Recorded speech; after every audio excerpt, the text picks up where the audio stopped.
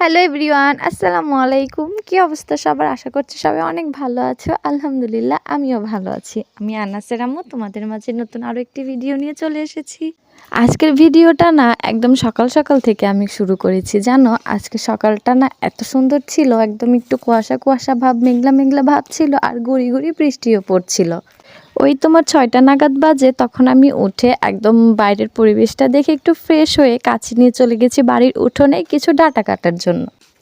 আজকে না এই ডাঁটা দিয়ে ডাল রান্না করব, সাথে একটা মাছের চচ্চড়ি করব। সেই জন্য দেখো আমাদের বাড়ির উঠোনে কত সুন্দর ডাঁটা হয়েছে, সেখান থেকে আমি কিছু ডাঁটা তুলে নিছি। আর জানো, আমাদের বাড়ির উঠোনে নানা রকমের সবজি হয়, সেগুলো দিয়ে কিন্তু বেশ আমাদের দিন চলে যায়। আমরা গ্রামে থাকি জানো তো, আর সেই গ্রামে কিন্তু এটার একটা সুবিধা। আর জানো তো, আজকে না আমি মাটির চুলোতে রান্না করব, সেই জন্য আমি সব কিছু এই যে রান্নাঘরে নিয়ে যাওয়ার জন্য বাইরে নিয়ে আসছি। আর এই রান্নাঘরটা আমার শাশুড়ি মা খুব শখ করে তৈরি করেছিলেন, সেখানে এখন আমি রান্না বান্না করি। মাটির চুলোতে রান্না করা ভেজাল হলেও মাটির চুলোতে রান্না দ্রুত হয়, এমনকি খাইতেও কিন্তু মজা হয়, তাই না? তো তোমরা কারা কারা মাটির চুলোতে রান্না করো?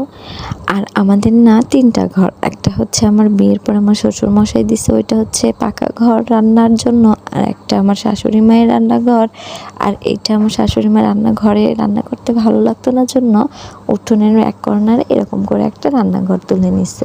তো সে যাই হোক, দেখো আমি এবার রান্নাঘরে চলে এসে ছাইগুলো তুলে নিলাম। আর না, আমার এই হচ্ছে মাটির চুলোতে রান্না করতে বেশ একটা ভালো লাগে না, কিন্তু মাটির চুলোতে রান্না করে আবার সুবিধাও।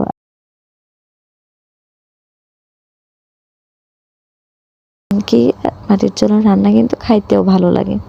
তো দেখো এখানে আমি হচ্ছে পরে আর ক্লিপ নিয়ে একদম রান্নার ক্লিপটে চলে এসেছি। আমার ডাল রান্না কমপ্লিট। আর তারপরে আমি এখানে ছোট মাছটা তুলে দিলাম, তুলে দিয়ে টুকটাক কাজ গুছিয়ে নেব। তো এখানে সব কিছু করার পরে ছোট মাছটা চুলায় আছে, আমি ভাবলাম রান্নাঘরটা একটু ঝাড়ু দিয়ে গুছিয়ে রাখি।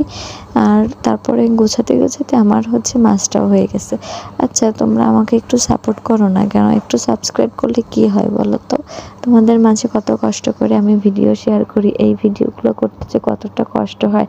একবার ভিডিও করি, আবার এডিট করি, আবার ভয়েস দিই, ছোট বাচ্চা নিয়ে সংসার নিয়ে কীভাবে যে সময় বের করে এগুলো করি, তা আসলে যারা এত ব্যস্ততার মাঝে ভিডিও করে তারাই জানে। তো তোমরা একটু প্লিজ আমাকে সাপোর্ট করো, তোমরা আমার পাশে থাকলে আমি আরও নতুন নতুন ভিডিও তোমাদের মাঝে নিয়ে আসতে পারবো। আচ্ছা, তোমাদের সাথে আমি একটা জিনিস শেয়ার করি, আর তোমরা আমার এটাকে সমাধান দিও তো। দেখো, আমার শরীরে এত পরিমাণের অ্যালার্জির সমস্যা, কি বলবো সেটা। আর আমি যদি এই মাটির